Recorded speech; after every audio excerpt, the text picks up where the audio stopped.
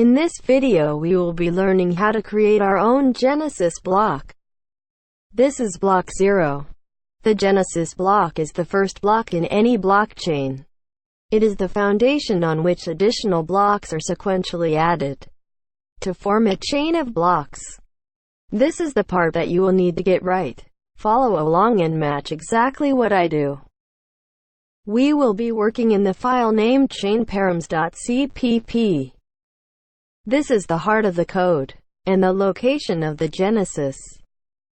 First, navigate to line 49. We will be changing the Genesis timestamp. A timestamp is a way to prove the Genesis for the blockchain was hashed on a certain day. By adding a headline of a newspaper in the date, the message will be embedded into the timestamp. People can find this message in the raw hex of the Genesis at a later date. Look at this as a kind of secret message. When Bitcoin was first created in 2009, it had the timestamp. The 3rd of January 2009, Chancellor on brink of second bailout for banks. A reference to Bitcoin's birth date and possibly mocking fractional reserve banking. Like all new cryptocurrencies, we will be following the same method and choosing a headline from an online newspaper. Navigate to the front page of a newspaper and find an important headline. For this tutorial, I will be using the headline from the New York Times. Trump impeached, abuse of power and obstruction. We will copy and paste the date into our timestamp.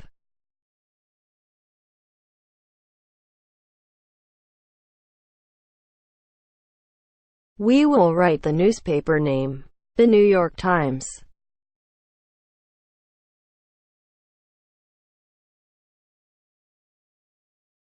Then we will manually type in the headline,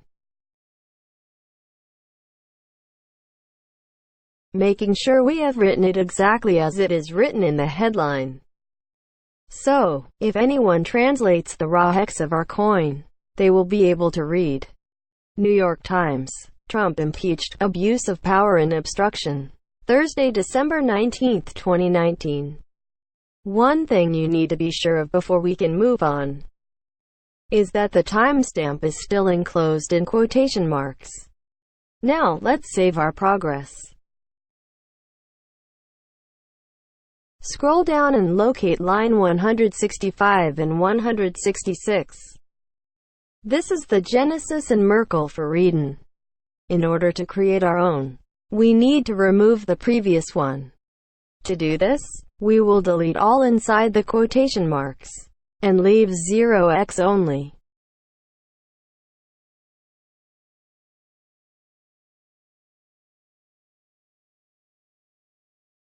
Then scroll down and locate line 195. The checkpoint data needs to be replaced with our new Genesis once it has been hashed. Delete all inside the quotation marks and leave 0x only. After each change, remember to save. Now we are going to enter the testnet parameters and do exactly the same. On lines 259 and 256, you will notice the Genesis and Merkle have been commented out. This means that the testnet was not used for reading. For this tutorial, I will show you how to hash the testnet at Genesis in the regression test. Note, as all three are different blockchains, they will each need a unique Genesis. However, the mainnet is the only one that needs a timestamp. That is because the mainnet is our final release version, and the testnet doesn't require the same level of verification. Now we need to remove the comments to allow the Genesis and Merkle to be read when compiling. Then, as before, we will remove the Genesis and Merkle, replacing with 0x only. Scrolling down to line 294.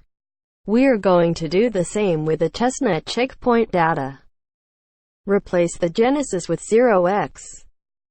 The next parameters are for the regression test. This is not commonly used, but we will be hashing a new Genesis for this too. You may need to use it one day. In our previous video, we changed the PCH message starts for both mainnet and testnet. We did not do this for regression test, as we are going to hash a new genesis for this too. We must change these numbers and letters, otherwise it will fail. These current numbers are fixed to Regression's genesis. Here you can see the genesis and Merkle are also commented out. Regression did not use this either. To hash a new genesis for this, we must remove the comments and follow the same as before. We have added 0x in the checkpoint data for this too. Now save your progress. After that is done, it is important to scroll up through all the code to see if you missed any genesis or Merkle hashes. I will speed up this process. If you followed me, you will not have missed anything. Located on lines 167 and 168 of the mainnet, you will see two lines of code. These relate to the fixed DNS seed nodes. The purpose of these nodes is to allow a pure connection on the network at all times. We need to make sure we create a strong connection. We will be using DNS rather than just the IP of a virtual machine. A seed node is a wallet that is always running on a virtual machine. It is essential to keep our network alive. Without it, we will not be able to have a blockchain.